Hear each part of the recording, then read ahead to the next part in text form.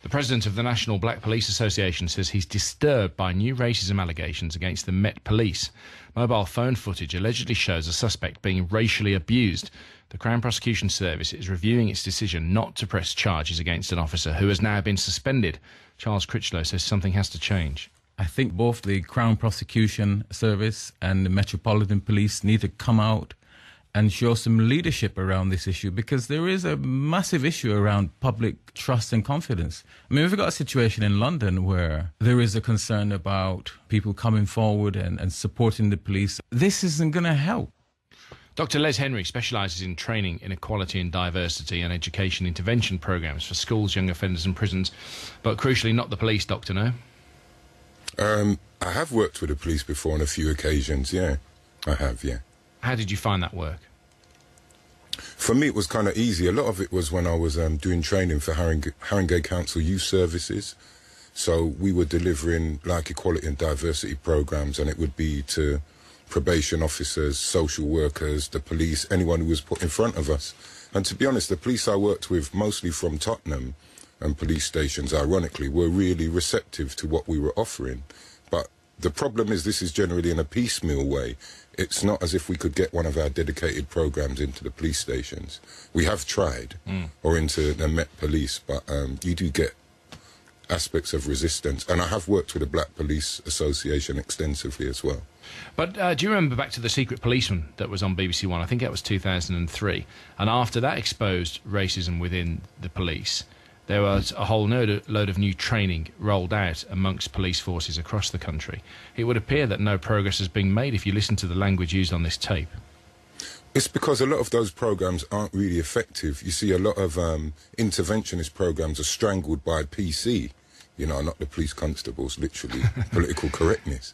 And the fact is that our programs, we don't do that. We introduce people to aspects of the real world that perhaps they are uncomfortable about discussing, yet they need to be discussed in a learning environment that is conducive to mutual growth and learning, and more importantly, tolerance, because you're not going to, somebody is not going to divest of racism. Say if they've been educated in that environment, and when they leave the police station, they go straight back into that environment. Yes. It's going to be difficult to get them to divest of that. However, you can get them to embrace their professionalism and curb those kinds of sentiments or reactions to, you know, what happened to that young man. Yeah.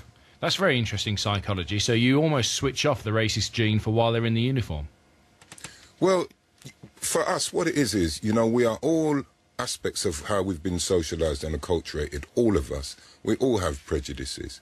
I know that if that was a white homosexual male and he was arrested by the police, there is no way the CPS wouldn't prosecute that case, because the way how the equalities legislation is now, everything has been subsumed under this quest for equalities.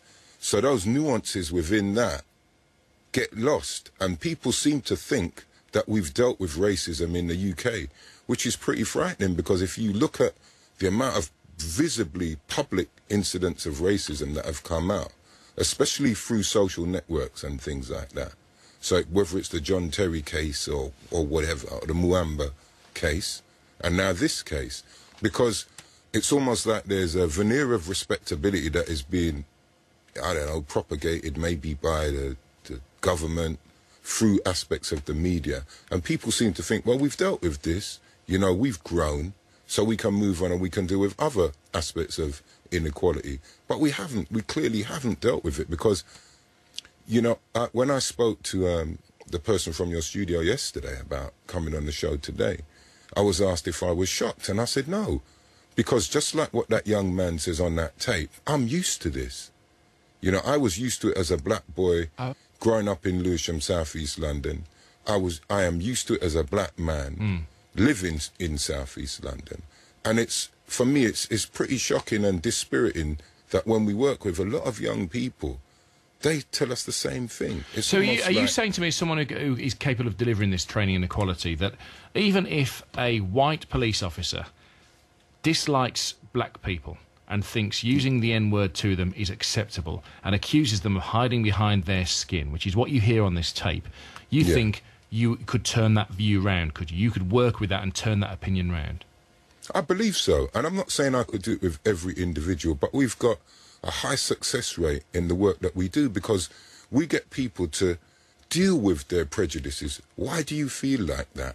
You know, why do you actually, especially in 2012, where we live in one of the most diverse and cosmopolitan cities in the world, people can still publicly display those kinds of sentiments. What are some of the answers that you get to that question?